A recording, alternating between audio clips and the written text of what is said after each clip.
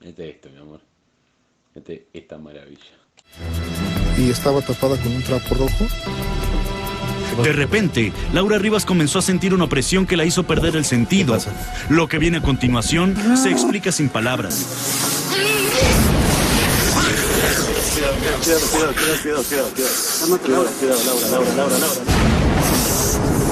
Cuidado, Laura, ya, escúchalo, Laura.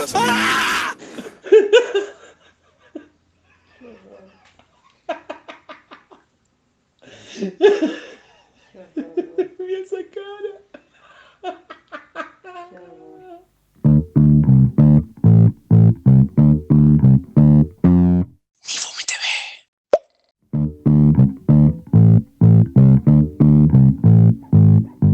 Los fantasmas. Todas las culturas han manejado el concepto de algo etéreo que abandona el cuerpo de un muerto, solo que en las eras más antiguas los fantasmas eran débiles condenados que apenas podían moverse y usualmente se presentaban solo en un contexto onírico. Más adelante, civilizaciones como la egipcia o sumeria comenzaron a utilizar la figura del fantasma para relatar historias de sus dioses o héroes que más tarde fueron mitos. Incluso en la mitología grecorromana estuvo presente el concepto del fantasma bueno o el fantasma malo, cuyo origen dependía enteramente de los antecedentes del fallecido. Por otra parte, en varias civilizaciones que creen en la reencarnación, se trata de las almas que se negaron a continuar con el ciclo, y en otras culturas están presentes hasta en lo más cotidiano, por lo que existen muchos, pero muchos fantasmas. La verdad es que no podemos hablar de fantasmas sin mencionar el alma o el espíritu. Anima viene del griego anemus y espíritu del latín spiritus, ambos haciendo alusión al aire y su movimiento, y es probable que se inspiraran en el último aliento, ese momento en el cual el moribundo libera todo el aire de sus pulmones y deja de respirar.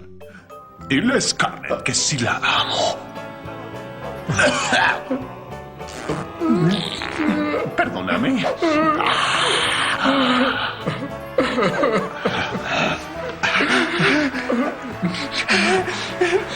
Gracias.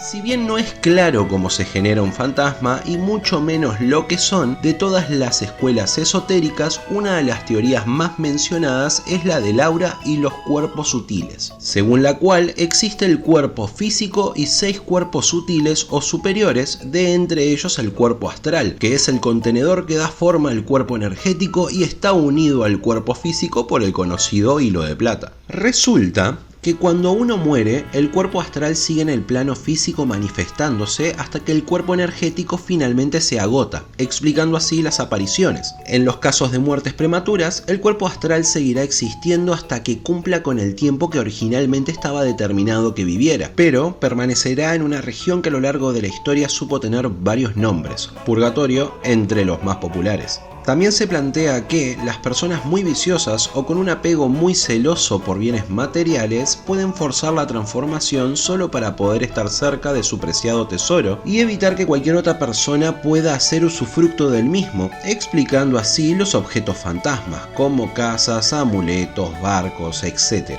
Muchos incluso sostienen que la primera ley de la termodinámica, la energía no se crea ni se destruye, solo se transforma, podría ser una explicación válida, pero los que saben de esas cosas proponen que efectivamente es así, pero en forma de calor, el cual sale del cuerpo gracias al proceso natural de descomposición. Corrientes religiosas más ortodoxas atribuyen las apariciones, así como todo hecho inexplicable, a las trampas del diablo o el nombre que le hayan puesto, quien busca confundirnos para alejarnos del camino de la fe. La mayor dificultad para el estudio de los fantasmas es que la gente llama fantasma a una infinidad de cosas, desde un objeto que se mueve solo hasta luces parpadeantes, por lo que no existe una definición universal para estas entidades. Tal vez la más acertada, pero enormemente genérica, sería la del fantasma tradicional, aparición de una persona muerta. El papel de los fantasmas en la historia más reciente tuvo una relevancia mayor o menor dependiendo de la época. Durante la Edad Media hubo un uso desmedido de esta figura para explicar casi cualquier cosa. 1 y 2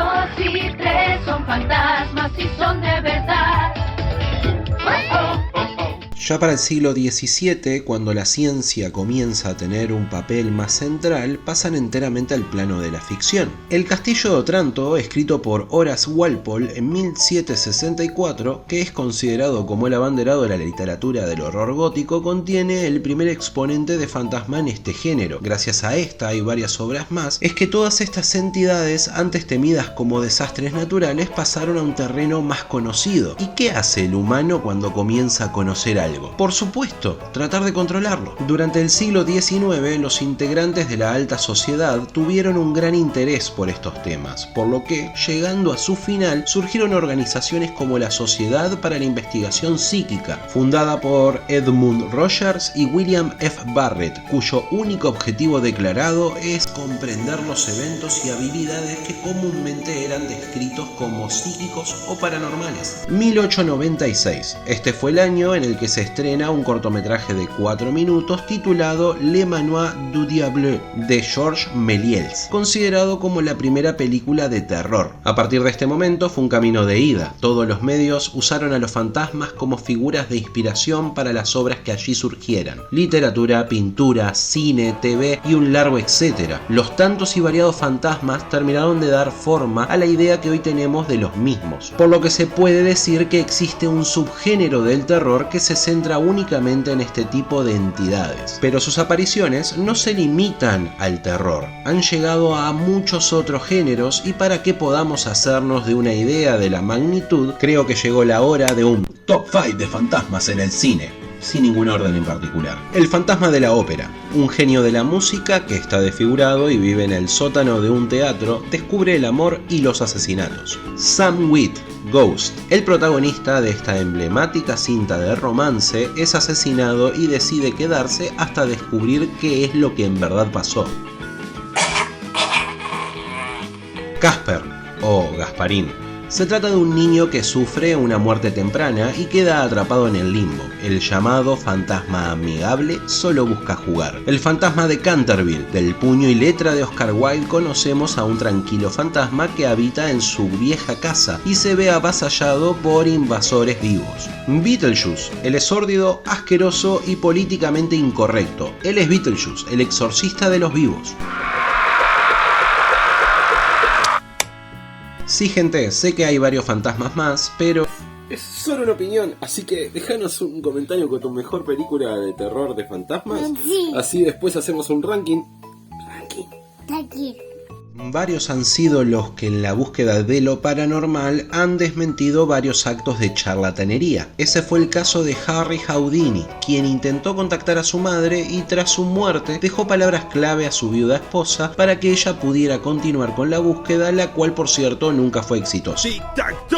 ¡En tu cara! Por esto mismo se han teorizado diferentes motivos para las apariciones de estas entidades. Alucinaciones. Por monóxido de carbono, hongos o condiciones neurológicas, el cerebro suele ser bastante inventivo. Predisposición natural. Como primates que somos, nuestro campo de visión se compone por dos grandes áreas, la central, que es más nítida, y la periférica, que es bastante borrosa. Acá es donde el cerebro y su creatividad hacen la magia nuevamente. Sueños lúcidos, sin importar si ocurren en una noche de sueño plácido, al levantarse durante una parálisis del sueño o en el estado que describen algunas personas que estuvieron clínicamente muertas, estos pueden llegar a confundirse con experiencia extra o paranormales. Infrasonido, ultrasonido, son esos sonidos que están por fuera de nuestro campo auditivo.